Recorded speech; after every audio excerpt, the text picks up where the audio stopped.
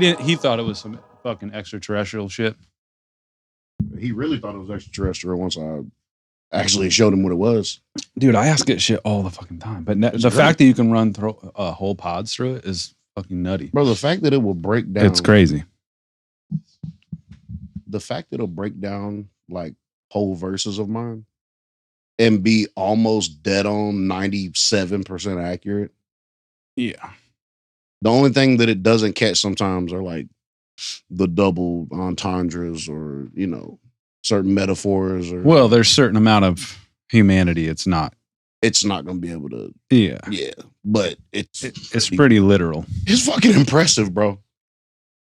It's really, really impressive. All right. Just more shit in the neighborhood. Biker boys.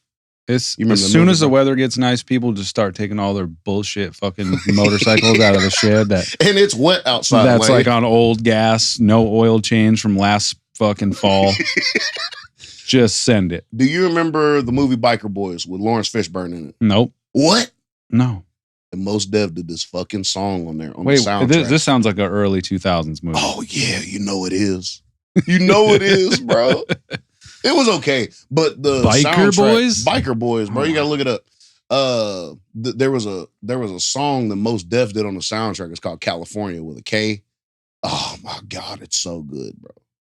Biker I don't know Boys. if it's almost like a rendition. First of all, I typed in "boys" with a Z, and it came. It right is up. with a Z. Of course, Of course, it's with a Z, bro. Why wouldn't it be? It's gotta be, bro. 2003. All right. There it is, bro. Early 2000s. You was right on fucking, what you call it? Sally Richardson, Megan Good. I don't even remember. Orlando Jones is in it. You say who? Orlando Jones. I didn't know that either. Sounds like you got to watch it again. Well, I had it on like, I think bootleg, like VHS. That's how long ago it was for me. Oh, so Mos Def's not in it. He just did the song for it? He just did a song for it, yeah. Like on the soundtrack. But I forgot who the young dude was. Terrence Howard's in it too. What? Yeah. Okay. And Lisa Bonet. Bro, this is a fucking bit of a deal. I better watch this. What's it on? How did I miss this? I have no idea. Hell, I don't know how I found it. Well, it came out January 31st, 2003. I was occupied at that time. Probably. That was senior year of high school. Yeah, I had other shit going on. That was freshman year for me. So I was trying to fucking figure out films and such. I pretty much watched All About the Benjamins like 100 times. Bro, that was something else I had on bootleg that I watched all the fucking time. Friday After Next. Mm-hmm. And the new Friday's coming out. It is? Finally talked Chris Tucker's dumbass into doing it. Is Mike Epps in it? Probably. I'm sure he agreed to it. I think everybody's agreed to it. Okay, let me look that up now. I'm telling you, it literally was confirmed. Like I read it like a few weeks ago. I'm sure Cat's gonna be in it. I mean, you don't have Debo, you don't have Pops, you don't have Ezel. Those are the only ones that really can't return. Everybody else can pretty much come back. Bro, I hope they bring Nia Long back, bro. Yeah. Like, because I always thought they should do it like since John Witherspoon died, and it sounds dark, but I think he'd really fucking love it. Like, do it around his funeral. Like, the movie starts at Pop's funeral. Yeah. And then let's say Nia Long comes back, she comes to the funeral, then her and Craig, you know what I'm saying? Like, kind of rekindle things, and they could do a whole thing. Let me be a director, bro. I got some shit. I mean, I got some shit. The problem is with all this shit is that once it gets to the suits, it gets. But I don't know if Cube probably can self-fund it, and he just needs some distribution. Yeah. I don't think he needs anybody's help.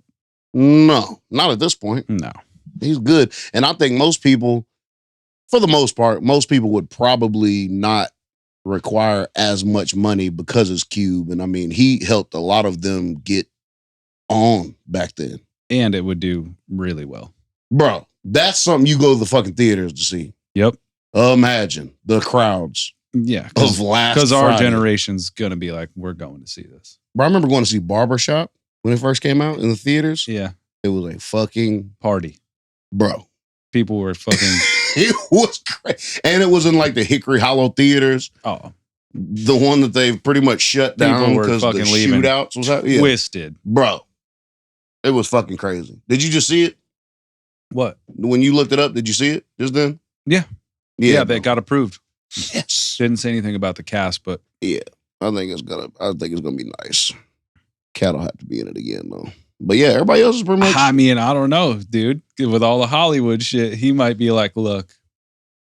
That'd be perfect for him though. That would be perfect for Cat to be in it. It'd be awesome if he like touched on some of the shit from that interview and like and like made fun of himself and like showed up in a dress. Oh my God, he'd never do it. But what if he did? It would be so funny, dude. That'd be breaking the fifth wall type shit. Yeah, flame all the conspiracies hard. Oh my God, we knew we'd give in. That would be wild. But it's just in jest. You know? Yeah, I don't know. Even if he's seen the irony, I don't know if he would do it. Yeah, dude. I all those Cube movies back then when I was in high school, I could wore them all out, dude. I couldn't get enough of them.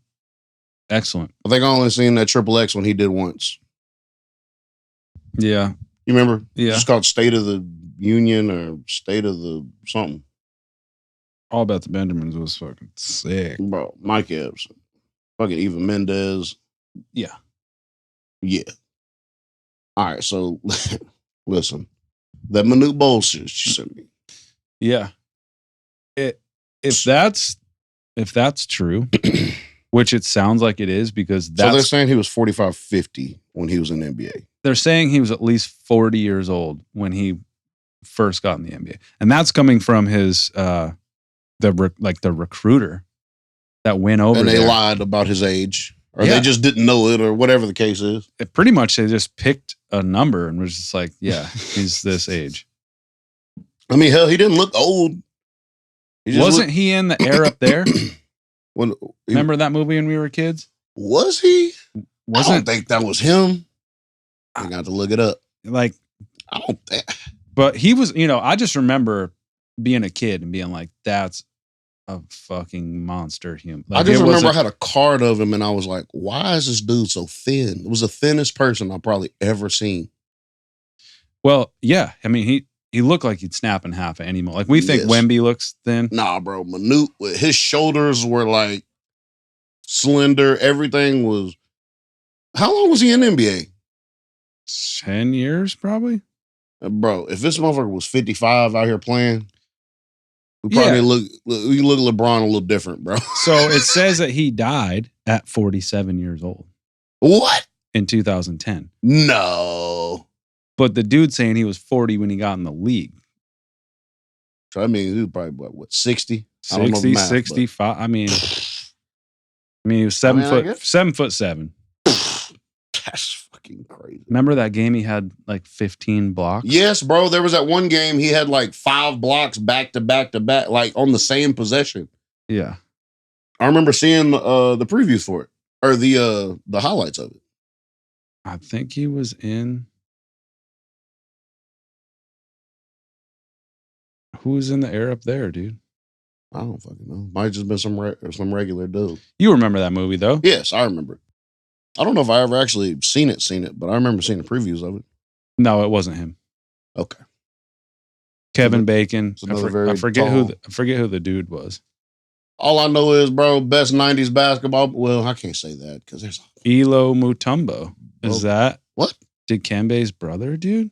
That'd be fire if it was. I didn't know he had a brother, but yeah. So that whole thing too. So like he was from Sudan, and all those African born players back then, they didn't have birth certificates. I mean, especially not for them Americans. And like they didn't like he remembers asking. He had like a translator kid, and he remembers asking Manit Bol, like, how old are you? And he goes, I have no idea. He didn't know how old he was. The kid didn't know shit neither. No, obvious. Like, that's so crazy. And they're like, whatever, you're going to make us money. Come on over here. 40, who cares? You're athletic, whatever. Yeah, dude. I mean, it's a lot of people that, like, even in, like, the wrestling world, like, the professional wrestling world, there's a lot of people that they'll lie about how young they are just so they can get in. Like, I know you've heard of the Hardy Boys. Mm-hmm. They were really 16 when they got signed. And you were supposed to be, let's say, 18, 19, but they lied so they could, go ahead and get them in the system or whatever. But yeah. Yeah. But I mean, with the Von Erichs and all that shit. Like they Yeah. were super young. I mean, the dude Definitely. won the championship. He was like 17 or 18. I forgot what it was, but yeah, I've been meaning to watch that movie too. It's horrifyingly sad. You've seen it? Yeah. I've heard it's sad. They're like, this is not a wrestling movie. This is a It was just depression. I remember somebody telling me like, don't watch it like at night or something. and I did. And I just remember being so profound. Like it ended and I was like, what the fuck, man? Why did I watch that? It was just all bad. All bad. The no whole thing highlights of is nothing. just descending into darkness. And then it ends. Low lights. And then it ends. And you're like, cool, I guess I'll eat some ice cream and go to bed now. You know what's crazy? Have you ever seen Blue Valentine? No. With Michelle Williams and Ryan Gosling in it. Mm-mm. It is Same one of the thing? most depressing fucking just shows. It's like flashbacks. They're in like the middle of a divorce or whatever. Then it shows flashbacks. They have a kid. Then it comes back to reality and basically they still are not together. And then the movie fucking ends with Ryan Gosling just walking away. And it's like, what the fuck are you supposed to do with this? 2 hours of just Bro, just pure melancholy, bro. It's gotta be like I fuck with some depressing movies, but it has to be in the right way. Like I like even in my music, there has to be some undertone of triumph to it. I love fucking sad songs though. Yeah, but it has to still like even the Banished stuff, which is profoundly sorrowful music with no lyrics. Yeah. And even that has some chord phrasings and some buildups that are like, all right, things can be different if you make them. there at least is that where it's not just like you give them a little bit of hope. This is all bad. Yeah, some of this shit, I don't know. I like fucking Fire and Rain with bro. Yeah, I can listen to that shit and just love him though. It makes me so fucking like you love James Taylor though, bro. Love James Taylor. I'm so like. I don't know. And I think because my mama used to do the same thing. My I think it just runs in the family grew up that on we James love Taylor, though? sad music. Yeah. I did, but not in it was just kind of a song here and there type of way. Did your mom like James Taylor? Yeah, but not like, she liked shit. She like upbeat shit too, though. Like, she would listen to like sad ass country music. That's different though. It is, but because there is I don't know, there's just a way, again, it kind of goes to the movies. It has to be put in a way that's like, it just can't be bleak, if that makes any sense. At least make the sadness interesting.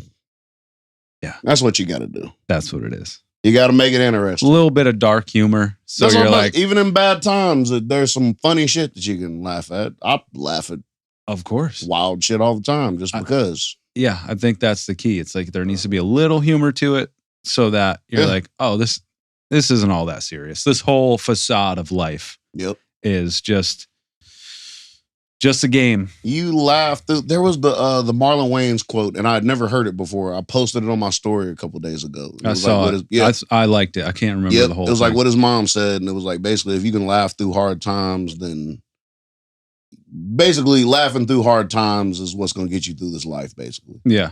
And like I grew up with that. So no matter how bad shit got, lights got cut off, what the fuck ever, what cat say, I've been meaning to burn these fucking candles anyway. Yeah, man. Yeah, bro. I just remember shit like that. Like growing up, our lights would get cut off and we'd hang a flashlight up on the ceiling fan where it would just show light on the living room. Yeah. And my mama worked at this flower shop and we'd sit there and like she'd like have little like bouquets or whatever she'd have to kind of make or like some kind of ribbons or something.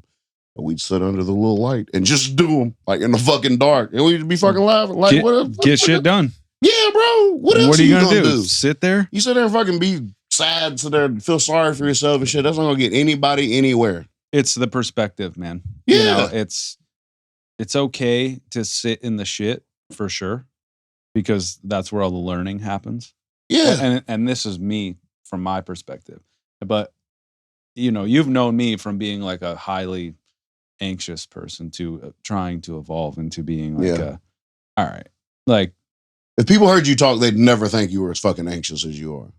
Yeah, well, it's all internal. I'm much better about it now. Yeah. But back in my anxiousness would come strictly with productivity. That's how I got stuff done. So remember back when we first met and the group was rolling high. I mean, I never stopped. There was no downtime. There was like, okay, you shows, were on top records, of shit. this, that, promotion. I need this, that. Like it was this constant. On top of that, I was playing in a band also. That's right. You were at the same time. And, running my business. The fact you took that shit, bro. And trying to have a somewhat of a home life. But again, I took that for granted. It all comes with lessons. Yeah. And then just to realize that was me just overcompensating. And really, when you're in that mode and you're just like furiously trying to get shit done, you're really not doing anything at the highest level that you can. Yeah. You're not thinking. You're just shooting from the hip. You're spreading yourself thin the whole time. So you're not able to give 100% to really anything. As much headway as you think you're making, you're not. You just kind of treadmilling it. It's good to in all directions. Yeah, you're right. And it's and everybody's different. There are some people that can just produce and they just work, but they still have guidelines of when they're not. They can turn it off to some degree. Yeah. I'd be going to bed thinking about what the next day of productivity was rather than just like relaxing or just recharging. Yep. Just I wasn't enjoying anything. I was just working. You were walking fucking anxiety. Yeah. Whereas ADHD. Now I'm like, all right, let's think about it a little bit. Let's enjoy it, because really the lesson came for me was putting out music and putting out music and putting out music. And then once it's out, and this is something you and I have talked about, because you had, when we got back together making music, you had a very strong vision. Mm-hmm. And then as we started just seeing where the music took us, you kind of have to sit back and let it become what it wants to. And it really, as cliche as it is, every musician that has been successful says the same thing. Like, the journey is the best part. Mm-hmm. Once the shit's done and out to the world, it's not yours anymore. Yep. It's interpreted by other people and they can love it, tear it down, whatever you meant the song to be, or a painting or whatever art you put into the world. It's the world's now. It almost reminds me, and you'll ride a high for a little bit post-release, but it almost reminds me of me and Lauren are like super Christmas people. Yeah. So fucking love Christmas. So we get, excited about Christmas, put our decorations up. We put our decorations up early as fuck, like Halloween early. Put our shit up, have a great time. It's like as soon as Christmas is over, oh my God, it's like, what are we supposed to do now? We've built this entire climax, and then when it's over, it's like, fuck. Well, yeah, you're living in that thing for 2 months. And it makes you forget that you were in the Christmas spirit the entire 2 months that you were, and it's almost like you're so dreading the after Christmas that you can't even enjoy the up until part. Yeah, December 26th is a dark day. Bro, real dark day. Real dark fucking day. That's a great analogy, man, because it really is that. And then I guess the older that I've got and just kind of killed all those parts of my life, like, if I'm not in a band, like, what's my identity? And all of those things that I had to go through and say to myself, well, if I really loved it to this degree, it would be all I did. As far as playing drums in a band was all I did from the time I was 13 years old till the time I was 33 years old. Yeah. I mean, I never was without a band. That's fucking wild. Sometimes to have that mission basically for 20 years. Yeah, but at a certain point, it was like, think of all the stuff now with producing music and us and mixing and doing this podcast and all the other interests like that give me the same feeling that have different avenues. That's what I was going to ask you. Do you think you found your identity? Yeah, my identity was that I am not just a dude who plays drums in a band. I had to kill that. Yes. Because that's what I was so young when I knew that what I wanted to do, that by the time I was a freshman in high school, I could have gave a shit about school because I was like, I know what I'm going to do. So let's get this over with. Yeah. And I got to get the fuck out of this town. And I did. That's what I'm about to say. You did. And at any cost, and I was so militant about stuff. And I will talk about this more in other podcasts, but all that is to say, like, we can sit now with perspectives, and whether there's good times or bad times, like art has taught us to just let shit be what it is when it wants to be that way, and then just interpret it neutrally. Because if you get too uppity about something, as I had in bands in the past, where I literally sucked the fun out of the band because it had to be a certain way, and everybody, I was militant. You were militant. Oh yeah. Like, that's fucking crazy. Take when we first met with the group and multiply that by 3. Jesus. Oh yeah. I sucked the fun out of it for everybody. God, like, get the fuck out of here, bro. Yeah. Go play your drums in a separate room because you're fucking killing the vibe right now. It was just, the promotion and this and that. And I was just chasing something and missing the point. Well, I think a lot of that is, and I mean, you were kind of in that era. I mean, you said it was around that time that you met us, right? What? As far as you been militant in bands and that whole thing? Yeah, before that, every band before that. Okay, well, I was gonna say, like, a lot of, and we've talked about this before. A lot of the self-promotion, the marketing, it can literally suck the fun out of being an artist because you're so. It's like half of it is like you want as many people to hear your music as possible, but then the other half is like, you have to put almost double the amount of fucking energy and time into actually marketing it and promoting if you want it to even have a chance to succeed. Yeah. And so it's like, by the time you get through making the album, that's the fun part. And then like the promotion, I mean, I guess some people are cool with that.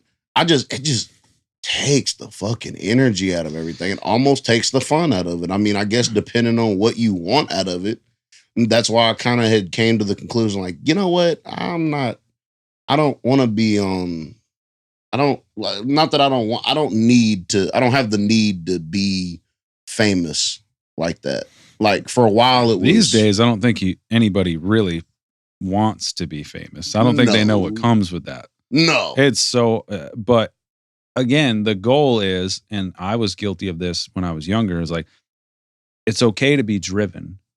But if your goal is to be successful at a level where you're like, I want to be the biggest thing ever, most people can't navigate those waters correctly. Right. So then they end up sacrificing the art that they're trying to make or that they're capable of making to make it appeal to a larger audience. That's where the compromises start. And so you're compromising. So it's like when we saw Devin Townsend together, that motherfucker has never compromised anything he's ever done ever in his life. And when he had to in Strapping Young Lad, he got super pissed, went off his medication and made arguably the most disgustingly heavy record of all time that is uncomfortable for him to listen to as like a fuck you to the record label. Yeah.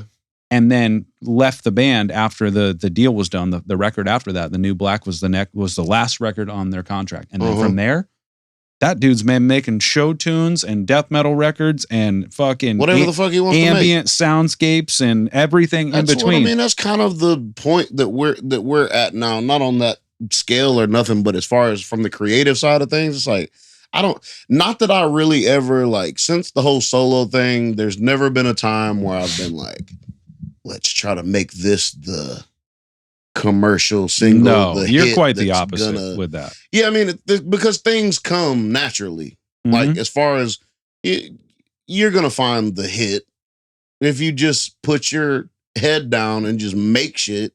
Yeah, that you want to make. Yeah, and then eventually that hit will reveal itself or it won't or whatever. I mean, the closest I got probably is the Moon tapes where it's like, I just want to do like real, like kind of mainstream, heavy production, nice big hooks and at least palatable hooks, kind of over the top, bangers on steroids, that. It's just a heavier emotion. But I mean, the funny thing is like, you've never not had big hooks on anything you've ever done. It's never. The hooks. That's what you do. You write hooks. I think I've got definitely better at it over the years. And I'm glad that I have. I mean, it. Well, if you look at Great Work, the solo stuff, I mean, there's probably 8 songs on that have tremendous hooks, dude. I definitely was proud of that because that was my first time I had to step out and like prove like, hey, I can do these hooks. I can, do these multiple verses on the song, like that whole thing. So I was definitely proud of everything that I thought was my weakness. I just attacked it head on in the first album, whether it was storytelling, relatability, hooks, whatever. And I was like, I'm doing all this shit on this just because you got to face that shit head on. You can't try to shy away from it. And you didn't shy away from anything. No, I try not to. And we got some thunder coming in. Thunder is happening. It's going down. Hi, baby girl. She's 100%, dude. 100%, baby. Went to the vet. Had some lumps, huh? You're good. You good now? Pit bulls are just lumpy, dude. They're lumped up, bro. I mean, it is what it is. That's Bumpy Brown right there. Bumpy Johnson, bro. Yeah, man. It's been we're weirdos. We have to learn through creation of what we're doing. And yeah. Since we've gotten back together, and I think we should probably, this is episode 3. Yep. I mean, we can give a backstory of how we kind of started doing this, but you know, and our ideals, and I guess maybe why the podcast came around, because when we first met, basically you were in a group. Yep. I was drunk at a show. And it was Far Side, right? Far Side. Yeah. And we got there early. I mean, I'm such a huge Far Side fan, dude. I was like, I couldn't believe they were playing. Far Side's amazing. And I had it on my calendar for fucking months. And that's wild. And got there, and I walked in, and you guys were already on stage. Oh, we were already on stage when you walked in. Yeah, it was like the first song. Oh shit. Yeah. So you did get to see the whole set though? Yeah, I did. Oh, that's dope. Yeah. I mean, and we had pre-gamed somewhere at a couple bars like in East. Was it just you and Mary? And Chelsea, my cousin. Oh, that's right. Yeah. And I was like, what the fuck's going on here? And for what it's worth, you guys blew the Far Side off the fucking stage that night. Oh shit. I mean, I love Far Side. That's the first time you ever told me that, actually. Yeah. And I remember at that time it was like, I think I Facebook messaged you guys. And I was like, y'all need a drummer? Y'all need a drummer? And there was no. We weren't in the, I think one of us wanted to kind of move to more of a live type of thing. Yeah. And I wasn't necessarily on board with that yet. Just because I'm like, it's a lot early on too. Well, yes, early on. You got another like, opinion to fucking consider. Fuck that, dude. I wasn't even thinking about that. You don't need a drummer in there like, you know what we should do? Fucking, shut the fuck up. That's what you should do. If you'd have came in there militant, I'd have been like, I don't like it. Well, you were already suspect to begin with. So I messaged, and there was kind of like, cool, well, let's meet and vibe out. We met at HQ. That's not there anymore. It's on 2nd. And they just said we're going to meet some guy who wants to talk to us, meet with us. And you were super suspect, dude. All right. What's not for real? Look, I don't even remember, bro. Oh, I remember. I remember sitting on the other side of the bar. You and them were on another side of the bar or whatever. And you said, well, I remember y'all talked for a little bit. I probably said, what's up to you or whatever. I mean, I'm surprised I wasn't more socially open. I might've been high. Probably. But your vibe was very much very the way that you and I are naturally. And I picked up on that because you were like, the fuck are you about? And I was because we had just came across various characters. So many people full of shit. Yeah. Especially in this town. Yes. And so we had a little discussion, and where it went, and then, the best part was that they had that because it was an arcade bar, and they had Turtles fucking arcade. And we all stepped up to it. I picked Raphael, and we all picked the corresponding Turtles, and I was like, this is kind of weird. That fit our personalities. Bro. And then from there, I was like, because you guys had one record out. It's like, the first one. And I was like, who's doing the records? And it was like, we are, kind of. And I was like, I can do them. I have a studio. And dude, at that time, I hadn't mixed a motherfucking thing besides my buddies' bands, like a couple folk artists and my beats that I was making. You came in a liar and a sneak and a snake. I fucking learned. I was like, because at that point, it was like, if we vibe with you, you know what I'm saying, and you're willing to help or whatever the case is, cool. You know what I'm saying? It is what it is. It's like, we were nobody to just be like, nah, we're good. Well, you should be defensive, of course. But yeah, some random dude coming in. But at that time, I was really coming into this city and not seeing a hip hop scene was fucking bizarre. Yep. And it's still like that. That's even more bizarre. Yeah. But I was like, I had went. We'll have to discuss that very soon because it's ridiculous. I'm upset with Nashville hip hop right now. Always have been, But I went to a couple places at some universities where they had some hip hop like seminars and people showed up and I connected with literally the second week that we moved here. I was like, that was like my goal. I fucked the country shit and rock and roll. I was fine not being in. I came here with like a hip hop mission. That's wild. It's I never knew that either. Looking back at it, I was just like, yeah. I was like, there's a void here and it could be, why isn't this filled? Why is she so fired up, dude? I don't know, bro. Damn, storm's coming. She's fucking get rowdy. At least she don't lay down flat. But anyway, so like when I saw you guys, I was like, damn, if I could play drums in that, would be sick, And then it just evolved into making records, and then we did what we did. But I always told you, I was like, man, you should make a solo record. And it's crazy because I always was like, I'm gonna eventually make. You know what I'm saying? I was. I think everybody should. I said that to everybody. That wasn't just a me and you thing. At one point where it was like, I think all three of us should make a solo. You know what I'm saying? Like a solo record. Yeah. And then either put it all on the same like album, like I got 5, you got 5, you got 5, or 3, 3, 3, or 4, 4, whatever. Sure. However it went. Yeah. But of course that, that never came to fruition or whatever. And then things ended or whatever with the group. And I had taken probably not even a year, matter of fact, because let's see, May, June, July, August. I think I hit you up 3 months after the breakup. I hit you up because you had other stuff you were doing. So I hit you up randomly and I was like, hey, I think I'm trying to make something. And I want to work with you and I trust you because I don't trust anyone else to do it. Like I still don't to this day. I side-eye every engineer, every anything because I trusted your ear. So, and I mean, that's kind of how I accepted you in the group too, is because I was like, this dude is literally, he's asking for nothing. He wants to do this out of the love and you're still doing it. Mm-hmm. And it's like, okay, so I see that he's pure of heart. Well, that's what fucking making art should be. It should be like, let's be great. Yep. And I was like, I don't want anybody else to even touch the shit. So, I kind of took a chance because I think we had not talked for probably like a few months or whatever. We'd text every now and then, but I mean, nothing crazy. Everything kind of separated for a little bit. But I was like, I need Tyler to do this. I could go to some closer place to record. It's not even about it was never about the recording process. It was all about the intention and what kind of vibrations that we put out. And we always had that rapport no matter what. And so I was like, yeah, I'm going to need Tyler. It's funny because I'd built this whole fucking studio for all of us to record in. And then everything faded away.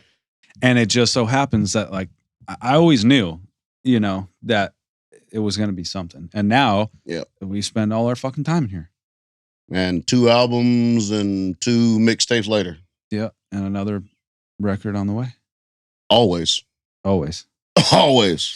Yeah. It's just a good it's not big, but it's powerful. Yeah. It don't matter about that. I don't give a damn about that. As long as it feels good, everything feels good when we're creating. But now we get to use it for that, just to die. And then when I was so fucking excited because I was, I was in a super fucking weird place at the time. Yep. And we just and then Jules just being a young fucking kid and young boy just showing up, always showing up, always showing up. Doesn't matter when. That's the biggest thing you can have at anybody in any industry and anybody listening out there. If you really want something, just show the fuck up and be cool. And don't have some air about you like somebody owes you something. Just show the fuck up, shut your mouth, and learn. Just learn. Just listen. It's not that fucking difficult. Eventually you'll have a moment where you'll be in the heat of something and you'll make some shit work and then they'll go, that motherfucker we can rely on. Yep. And there it is. Yep. And then that's your in. But until then, just show. Don't say you're going to do something at 10 and show up at 10:30 or not at all. Don't do any of that. Last shot at me. No. No. You're already there. I already know your time. That's why I tell you it's an hour earlier than it really is. You got shit going on. But just I'll be like, bro, fucking show up. I promise I'm going to be there. Just show the fuck up. That's Yeah. it. And then be cool when you're there. For any job, fucking, you want a job at Target, show up, shut the fuck up, and do your shit. Damn, and if you're that fucking upset about it, go somewhere else. Mm-hmm. People having egos that don't have anything to rest their fucking laurels on is a wild ego trip. You've done nothing. Nothing. You've done nothing to earn any respect. The other thing is, I still look at the way that we operate artistically and say, we've done nothing. Mm-hmm. To this day. Because the thing about it is, you can exist in two places. You can enjoy and appreciate the things that you've made and respect those things, but you have this other side of you. If you want to continue to make those great things, you have to have that chip where it's like, we haven't done shit. Yeah. We've not done anything. Yeah. And you can do that without beating yourself up over it. It's just a part of you that keeps you driven. And I think that's what people need. Drive. You start getting real complicit and complicit or complacent, both of them. It's just being comfortable in anything. Comfort, bro. It's the killer of all good things.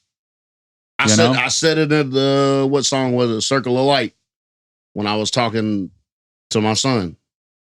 Allow yourself to suffer and comfort will feel like holy ground. You have to allow yourself to suffer. Yeah. You have to get uncomfortable. Yeah. In order to, and when you get in a place where everything is kind of consistent, then it's like, wow, this is great. Yeah. That's why being thankful is so important. Gratitude. To me, being thankful is above all else. Like whatever your religious beliefs are, whatever your spiritual belief, whatever the case is, you being thankful will do so much more for you than anything else. I agree. Because the more you're thankful, the more you'll receive. As far as from my experience of it. Yeah. And it's like, isn't it funny how you get older, all the cliches are right, and you're like, fuck, man. Bro, pisses me off, bro. It's just, but they're battle tested and time tested. That's why they're saying the whole gratitude thing that everybody's, it's not just a social fucking influencer being like, I'm sick and so full of gratitude. Do my yoga poses. You don't even know what that means. You have 7 brain cells in your head. You don't even fucking feel any emotions. Shut up. It's really just like, I think that has to do gratitude and presence of being in the moment are one and the same. Yeah. Because if you can, I try to all the time when I wake up in the morning, just look at my dog, look at my girl and be like, bro, someday this is not going to be here. Yep. And I need to soak it up. Or there's been days that it's not been there. Yeah. You look back like, oh shit. Because I'll still be sitting in my house. Sometimes just like looking around. There's like food in the pantry. I got like fucking central heat and air, and it's like, oh, fuck. We've talked about that too. And again, to go back to the first episode, it's like, I think that's where my discomfort and comfort comes from. You know, because that's kind of the drive. I've just learned to harness it. But like when shit's going good and I get fucking freaked out. Oh, shit. Because everything's going to change. Everything, you can't sit in one thing. And it's all cyclical. No, so it's like, they say that, didn't Bob Marley say it? Like, if you're anxious, you are living in the future. If you're depressed, you're living in the past. I've heard that quote. I don't know if it was Marley, but whoever the fuck it was, no truer, killed that shit. And it's like the goal is to just be right here, right there, right because now. Like if you are aware of the present and you're thankful for it, obviously, I mean, it just makes you appreciate the moment. If you appreciate the moment, you're automatically thankful for it because you're paying attention to it. I think we learned that through making art, though, dude. Because while we're in here, we're making things. If Jules and I are working on a piece of music and you're writing to it, like there's no other place you can be. No. But here. Art might be the easiest avenue to like gratitude. Yeah.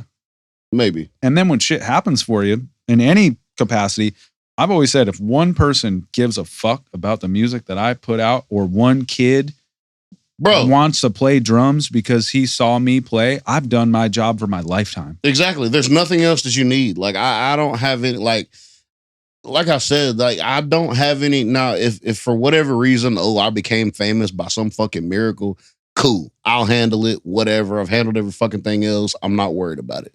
But I'm literally just trying to leave a legacy for, my son and whoever else's ears that this touches. I mean, that's the best part of it, though, because when you're coming, dude, that's so dope when I think about it. Like, Keelan's going to be fucking 16 one day. Bro. and go back to these records and be like, yo. Bro, I just want him to go back and be like, oh shit. What a gift, dude. He wasn't bullshit. What a fucking gift for him. It is. I mean, that's the whole legacy thing. It's not something like where he can fucking monetize it or anything. It's where you can sit and listen to somebody that created you and to see all the times that I left. Yeah. When, let's say, you wanted me to be home, or let's say, it's like that is what I was doing. Yeah. And was you're like, trying to make things better. And you're giving him literal like life guide stones through music that he'll use for the rest of his life. Yeah. And it's like, I'm trying to set an example of what you do when you love something. Yes. Like that's other than, your family, of course. But when you fall in love with something that you're good at, like, go after that shit. There are sacrifices that you're going to have to make. Always. And if you do make those sacrifices, you better make fucking sure that the product lives up to it. Yeah. Yeah. And so they don't see those, like a lot of people don't see those things, especially when you have kids or a wife or whatever, like the times that you could stay home or they're asking you to stay home or whatever the case. Like, but when I get to ride home from here, that's why I'm so, and I annoy the fuck out of you. I know I do, but I'm like, hey, bro, you send me that track, bro. No, it's if I remember. Bro, it's funny because it's always the end of the night and I am fucking worn out. I already know you are. That's why I'm like, Tyler, how many songs did we do? Where are they in the folder? I'm like, bro, it's the fourth quarter. I just need you to just dig in a little longer, bro. I forget. Send me those tracks. I forget a lot. You're driving home just like refreshing. Like just anytime. I ain't got that email yet, bro. I'm just but sorry. The pods come out quick though. You got those on the way home. Absolutely. We're really helped. Yeah, that app is fucking. Look, we're going to tag them. Listen, any artist out there that is sick of Dropbox's bullshit, and I was a big WeTransfer. Google Access. I was a big WeTransfer guy for now. Now they want you to pay for shit. Go ahead and get Samply. Jesus. Everything is organized. You can make subfolders. So like right now we have Moon's new record that we have demos for. Yep. Then we have beat skeletons that Jules and I are working on. That him and I can just take, and then we have the podcast. So all of it's organized and it's fucking free. It's beautiful. Any artist that listens to this, go get Samply right now on your telephone. Go get it. I know you don't know what a telephone is. Super easy. You don't have to download shit to your phone. Doesn't take up any fucking space. You know what? I seen it like last year at some point. Somebody was like, like the call button on your phone. I bet most like kids nowadays have no idea what that fucking symbol is on the fucking call, but the old school telephone shape. Yeah.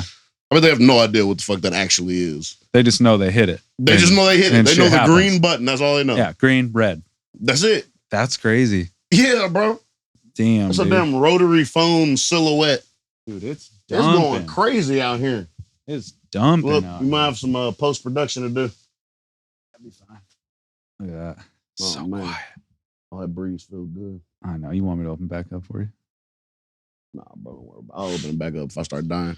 All right, let's get into our biggest topic of the day. What is the biggest topic of the day? Hate beak. Bro. All right. So, all right, listen. Yo. Fucking hate beak? Give me a little premise of what hate beak is. Okay, so I'm scrolling through my phone. I'm at work. I'm trying to be productive with my life. And I come across this band. I can't believe like this is a real fucking thing. It's 4 members, 3 dudes, and a fucking parrot on lead vocals. On lead vocals. I'm gonna tell you something right now. In the death metal genre, this parrot will stomp people into the ground that do this professionally and make a living off it. I'm just gonna say it right now, bro. If you guys don't know about Hate Beak, and they've got hits like "Roost in Peace." Molt Thrower, 7 Perches, Hellbent for Feathers, which is the sickest play off a Judas Priest song of all time, dude. Bird Bites, Dog Cries. Bro. And God of Empty Nest. Okay. All right. Listen. But fucking Bird Seeds of Vengeance Bird Seeds Event. That was the first one I heard. And I said, bro, because that's the one, as soon as the song starts, I'm not a parrot. I'm like, you're fucking lying immediately. Are you serious? And then just sick bird squeals. Just fucking, just squawks, bro. So we sent some hate beak songs back and forth throughout our day. This is kind of what we do. And then we send just random fucking information. Do you see that praying mantis I sent you? Yes, I did. What looks like a fucking fuck is that? Looks like what? Loki. Like what? Looks like Loki. It does look like some kind of fucking Marvel something. It's amazing. What the fuck, Nature's fucking crazy. I don't know why we always get back to animals, but they're fucking amazing. But look, speaking of animals, let me preface with this before we continue to talk about hate beak and how absolutely fucking outlandish it is. I don't think that we give enough energy to, and I think maybe it's because they've been talking since probably the pirate days. Birds should not be fucking talking, bro. No. It's the weirdest shit. If you really sit down and nobody's talking about it. Well, everybody's just cool with it because we grew up with me like, oh, parrots and macaws and all that. Yeah, they talk and they mimic. No. That's not a normal thing. You should not be able to just mimic. Every other animal, when we see it in a movie and they talk, we're like, oh, that's cool. It's a funny thing. But that's a fantasy. A parrot does it in real life, and we're like, that's not a red flag. That's fucking normal. Bro, that makes me think, I wonder if dinosaurs could mimic speech if you gave them enough time.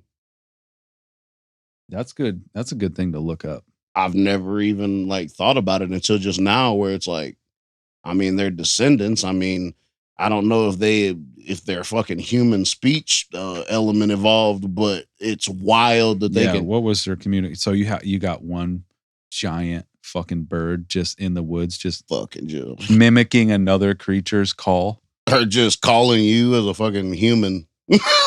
Come over here. Yeah, you get fucking ate by a raptor. Yeah, it's 10 of them. A raptor would be the one to fucking mimic human speech. They'd have one come up all doughy-eyed like Disney princess. Because she does it, dude. Dogs do it, and it's proven. Like when Maya comes up to me and she gets the fucking Disney princess eyes when she wants something, they learned. That's a learned behavior that dogs evolved. Oh, yeah. You're going to get your fucking throat ripped out for that. I'm like, what's up? Now imagine a raptor doing it and be like, I'm chill. I'm just a little raptor. Bro, and you're like... Birds are smart as fuck. Like, okay, so I used to have... Well, all those birds are descendants of raptors, right? I mean, we're talking hawks, some dinosaurs. I don't know if parrots matter of fact, they just found a dinosaur, something caught in amber or something. You know how they fucking find that shit. And it was the first feathered dinosaur. It was a feathered arm or wing or some shit. But it was feathered. Fully feathered? I think so. They showed a picture of it or whatever. Terrifying. Bro, I had two birds and I cannot remember what they were. They were like parakeets. You had birds as a kid? I had two birds. Guess what I named them? And I have no idea where I got this from. I don't know. Albert and Jesse. Does that not sound like a fucking kid movie from the 90s? It absolutely does. I have no idea what that is. Or a Nickelodeon show. If somebody can Google what fucking Albert and Jesse is, I'd appreciate it. You don't know where those names came from? I have no idea. It came out of my brain. Top of the dome. Top of the dome, bro. I freestyled them. You vibed them out. I did, bro. You're for sure a Jesse. It was a boy and it was a girl. Albert and Jesse. One of them was gray. One of them was yellow. So... I had them in the house for a little bit, in their little cages or whatever. When we lived with my great grandmother, she would pass, and the male one, when she would pass, every time would go, whoa. I swear on my life. Who taught it that? Who the fuck knows? I wasn't whistling at her like that. Your mama probably taught her that. I don't fucking know, bro. But that shit, I was like, what? Just cat calling your grandma? Just cat calling. Bird calling. Look, now you're getting her fired up. She got the soccer okay. ball. She's like, we're doing this. You said the magic words. I was like, what? Now she thinks that it's not raining outside. Bro. So I was like, okay. She hates rain. All pit bulls hate rain. Do they really? Oh, yeah. Well, I mean, I'm not. Look at you haven't met a pit bull, so I'm not going to let you get away with that. She knows it's raining, drop the ball. She's For like, real? if you think I'm going out. Oh, she will not go to the bathroom in the rain. I have to put her on a fucking leash and bring her outside. Well, don't ever take her to the lake then. No, she won't. She'll get in a creek and fuck around here and there, but she ain't fucking around no falling water. The crazy thing is with her is if I want her to come take a shower, she'll jump right in the shower with me and I can wash her. No, that's wild. But she will not go in the rain. But I can call her at any moment and be like, come take a shower, and she'll fucking come right in. That's a damn trip. She's a bizarre animal. All these animals, dude. I lost those birds, by the way. I was going to say, what happened to the birds? I lost them. They just flew away? We were in the middle of moving or doing fucking something, and we put the crates in the front yard, and I don't know who, probably me. Something happened. The cat door called them. No, cat called and them. they got deleted, bro. That's what the fuck happened, dude. No, they got the irony. The front door of their cage was open or whatever, got left open, and they flew away, and I've never seen them again. And a red-tailed hawk probably just use their feathers for its nest for its babies. Chicken boned them, bro. Yeah. Wing contest. Dude, those hawks, That's I mean, fucked up. I remember my mom is not a cat person, dude. For real? No. I fucking But now love she has a cats. cat, Shitty Kitty, we call her. Because she takes enormous dumps, dude. But my mom was... What the fuck, bro? I don't know. This is 10 years ago. She's 10 now, probably. 8 or 9, 10, something. You see that cat video I sent you? Yeah. It's fucking great. It's clutch, dude. Set the fucking wrestling commentary. Yeah. It was amazing. It was amazing. Dude, you know my favorite cat video of all time, dude. Metalcore Cat. Metalcore It's Cat, bro. Undefeated to this day. It's the You funniest. make me listen to it at least twice. You make me watch it at least twice a year. Yeah, because I need it for me. You'll stop everything, bro. You'll stop an entire studio session to watch Yep. Metalcore Cat. Because it's the best video that's ever been made. That and In the Deer Tonight, where the deer's drunk on fucking apples and he slips down those kids slide and it's the drum solo to fucking Bruh. so fucking funny. Oh my God, bro. So my mom goes and gets 2 cats. Oh shit. She wants farm cats, right? So I go with her. Somebody connected to the family's got kittens. So she gets this bobtail, who is Shitty Kitty, and then they get Earl, named after Earl Campbell, because that's Joe's cat. Oh shit. I mean, they're little, dude. They're 8 weeks old. So they're out in the field and shit. And I was coming home, like, just checking on her. I was working in the area. I was like, yo, you got fucking hawks around here. You can't be having these cats just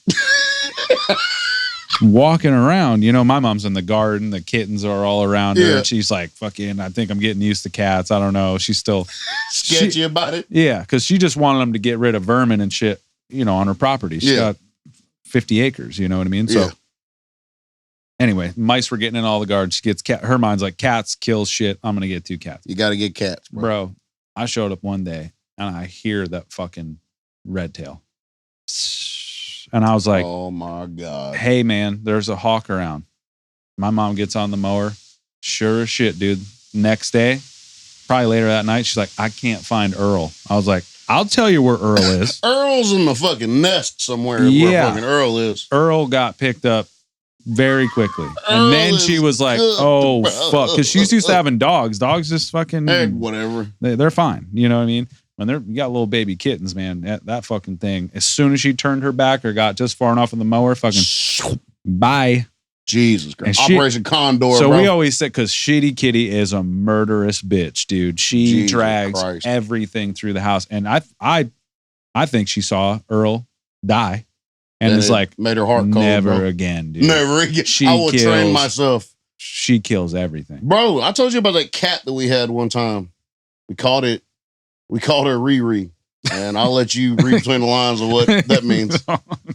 Bro, we had to give her to my aunt. So, bro, she would catch squirrels in the fucking yard, bro, and crush their skulls.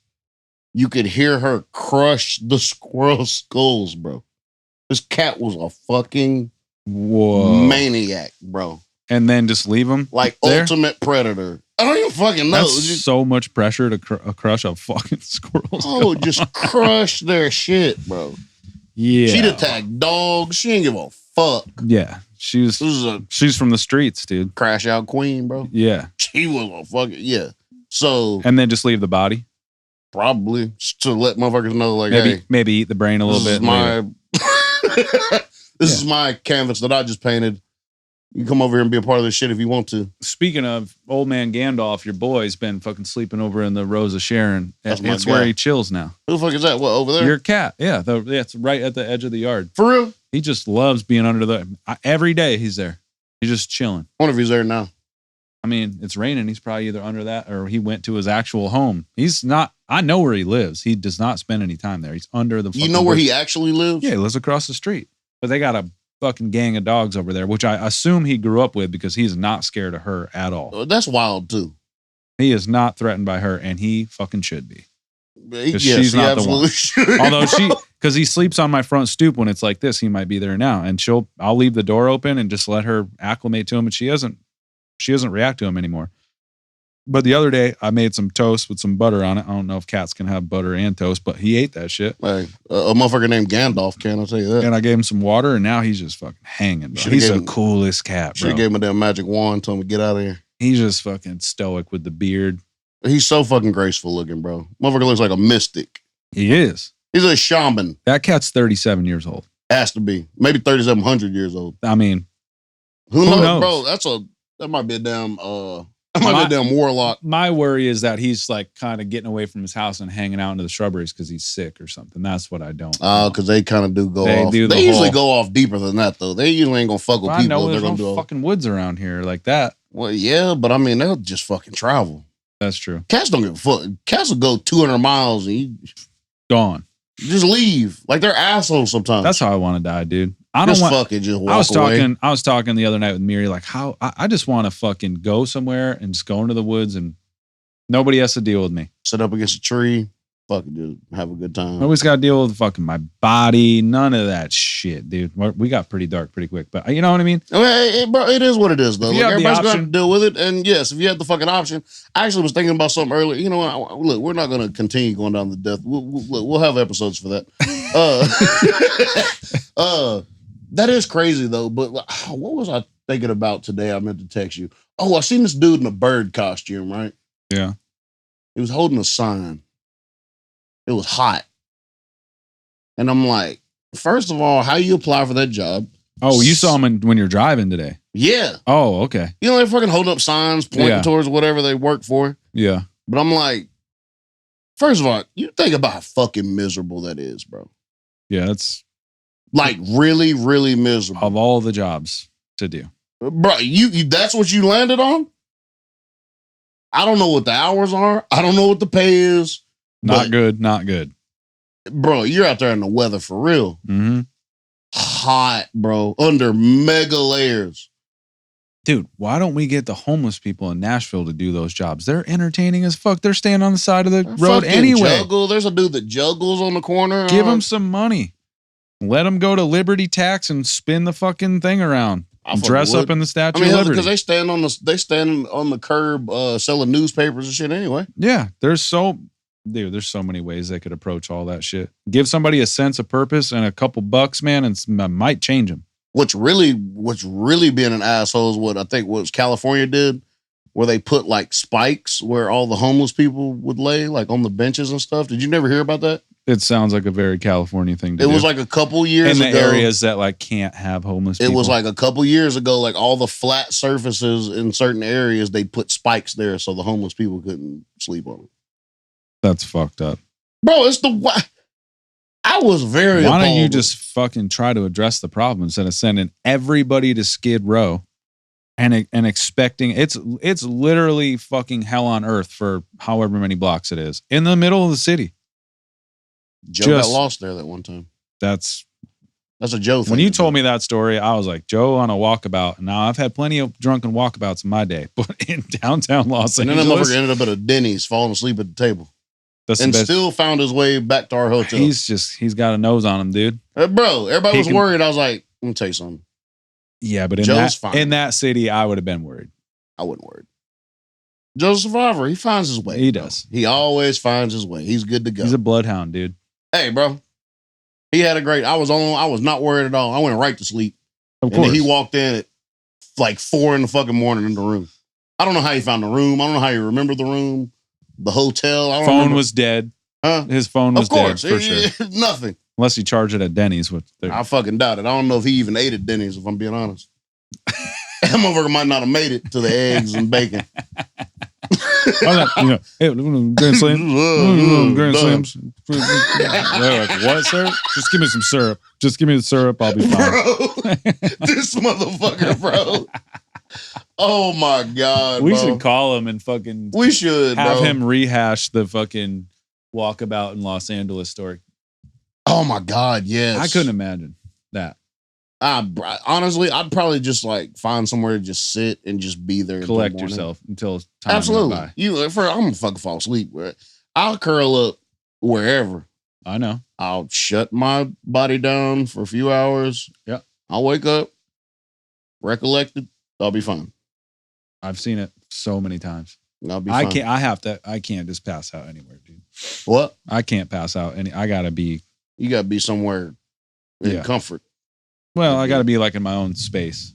I get it. Can't be like people doing shit around me while I'm trying to sleep. I've seen you pass out face first in the fucking floor in the middle of a session while everybody else is doing their thing. And then wake up and do your verse and leave. Out of a dead sleep. I've seen you wake up out of a dead sleep and just one take verses more times than I care to count. Because the producer, in quotations of me, should make you do it 3 more times at least. And I'm like, that's the best one we're going to get for sure. Because that's fresh out of sleep Moon, which is diabolical. Literally within 30 seconds of waking up, I'm like, all right. Get up. Done. All right. And then you're like, I got to go home now. I'll see you guys later. And I'm like, dude, fucking, we're just sleeping, dude. What are you talking about, man? That's how I know you live in parallel universes constantly. Bro, that's funny. The other universe you has already done the verse. Then this universe you is sleeping. So that by the time you travel backwards. That's the only way it makes sense to me. That's how I fucking. Bro, I'm just, my brain is, I think it's how I write too. Cause it's like, I can write fast, but I'm so funny about how I say each thing that by the time I get done writing the verse, I already have it how I want it. So it's very easy for the most part. It's easy. Cadence wise. Yeah. Like it's very easy for me. Like I know how I want to say certain words. I know. So cause I do it, I address it line by line. I don't just write shit and just like, figure out how to say it later. Like, no, well, we're gonna figure out how to say this now. Yeah. I'm gonna make sure I got, sometimes I'll be, biting off more than I can chew with these fucking cadences I'll be trying to do with the transitions. You get them.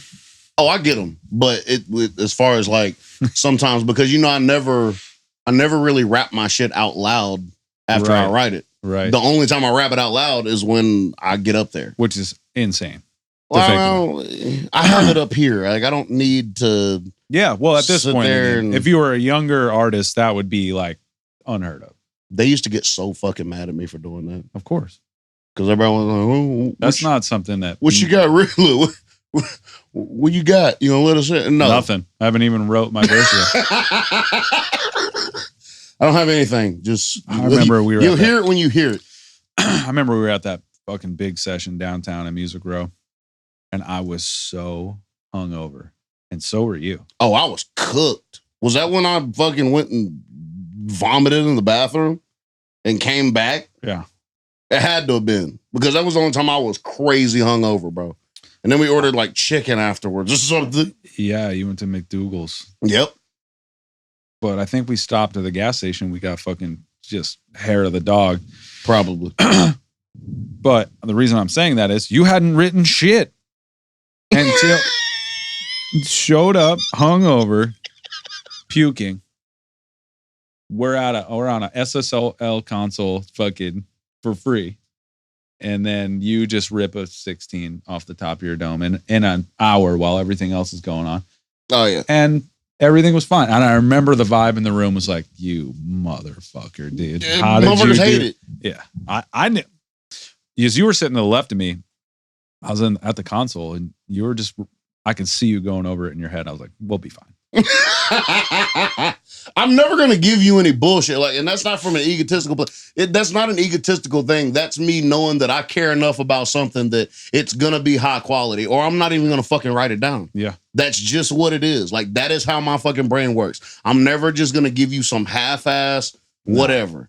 It might be a time where, I feel like I should have said that verse different or whatever, but I'm never just going to give you any half-ass written anything. No, I mean, everything's, the hindsight's 2020 thing is, again, another fucking, all my records I put drums on, I wish I did differently. Yeah. Every one of them. It's just that thing, but you know that in the moment you did exactly what the fuck you were supposed to do. And it's a vibe. Yeah. You're capturing that particular, I mean, when I as listen, unprepared as it sounds, even if I did show up with, let's say, because sometimes I show up here, I have verses that I got like 4 lines left or whatever. Yeah. But I mean, most of the time, by the time that I get to it, hell, there was that one time during the great work, I was writing a verse while I was recording another fucking verse. Yep. To a whole different song. Yeah. You're like, are you writing while you're recording? I was like, in between your... That record happens so fast. Yes, bro. Because you knew, you had it all in your head. It's like, now the way we operate is kind of cool though. Yeah. Because there's whatever happens. It is what it is, bro. I don't give a fuck. Like, I'm the type, like, I do like to write separate a lot of times, but I'm also not like, well, I can't write in here. There was at one point where I felt like I couldn't write on the spot. And I don't really know why, because I've shown myself that I can do that. So, I mean, now that I'm this age and I have this many miles on me, where it's like, I know I can do either or. So if I need to get this fucking verse done or whatever, then that's what will be done. Sometimes though, you write these verses, I'm like, how did you just write that? I don't know, bro. It's fucking insane to me. You got to dig deep, bro. You just got to dig. You just got to reach deep within. And pray your muse shows up, treat you well. That's all we got, bro. I agree. That is all we fucking got. Well, we got a little backstory for people who are probably wondering how the fuck we even know each other, or what the hell. Yes, absolutely. Got the backstory. The premise of this podcast is the fact that this is literally how we open up every session. Yep. This is how we do every session. Yep. This is how we close pretty much every session, is a conversation that is exactly like this. Yep. That just happens before we do. It's anytime we get around each other. And it might be the blackest, darkest fucking death metal you've ever heard, just randomly in between. Oh, yeah. Topics that we're talking about. And then we'll listen to some Nas and put some fucking weird videos on. Yep. I might close my eyes for 15 minutes and then I'm up again like I never left. This is kind of how we started getting into it. We were like, we should just fucking start recording these. And it's a good little time capsule. I mean, there's no let's hope this gets success. It's really just like, it's cool to look back on and be like, what were we fucking doing at that time? Yeah. I mean, this is an audio fucking documentary. It's exactly what it is. And it's like, we do it making music, but it's like, this actually is kind of like, this is more on a human level of, yeah. And we can talk some bullshit. Communicate. Dude. I mean, I like to let motherfuckers know what I'm thinking sometimes. Pretty obvious. Yeah. Well, all right. I mean, it is what it is. Motherfuckers need to know, bro. Yeah, it's true. They need to fucking know. And if you're trash, you need to fucking, people need to know about it. And if you're good, people need to know about it. That's true. But also, we're going to learn a lot about ourselves. Yep. Because it's weird. Talking out loud. Think about it. We have these conversations, but it's crazy because you never get to hear these conversations back. Right. That's one thing. We forget half the shit we say to each other. Bruh, some shit that I was listening to earlier. I was like, I didn't even remember fucking saying that. Like, I just don't. Yeah. But yeah, I mean, and I think the more that we do these, I mean, the more shit we'll look back on like, damn, I don't remember having that. You know what I'm saying? Like, I don't remember having that opinion, or I don't remember even saying that, or I didn't know I knew that. Random facts and shit like that. Right. So I don't know. I think it's good for us. I think it's a nice little behind the scenes of just the things that we do pretty much on a weekly basis for the most part. And in the middle of kind of making not even necessarily an album, just kind of letting things reveal themselves. So, and we can clear some of this bandwidth on our brain so we can make room for other shit to come Absolutely. in. Because once we get this out, now it's on wax. We can't be fucking talking about the same thing again. So now we get to delete it from our brain. Yep. And we can make room for new shit. I wonder if we'll probably repeat some of the same things. There's no way that we're not gonna. Oh yeah. Probably. But we got a lot of shit though. Stories though. I mean, stories we are got different. Piles of those. Plus, if we get to a point where we start having guests. Oh yeah. Bro. And we never run out of fun facts. So no. That's another thing. That's like my fourth job is to just look. Well, every day we're sending fun facts. I fucking love fun facts, bro. Why be alive if we can't have fun facts? Bro, historical. I meant to say, I'm gonna go back real quick. Parrots talking is way more impressive than AI. I'll just be honest with you. Yeah, I think we need to figure out the history of how that came about. And we'll get right back on that because I could talk about a fucking talking bird for at least 20 more minutes. It is odd how everybody's like, that's normal. But that's not even the fucking word for it, bro. It's a bird. They don't even have lips. Bro, you gotta really think about this shit, man. I just go listen to Hate Beak, everybody. Everybody listen to Hate Beak. Everybody listen to Hate Beak. We'll be back next episode, and there'll be a platypus singing George Strait covers. Till next time. Peace. Peace.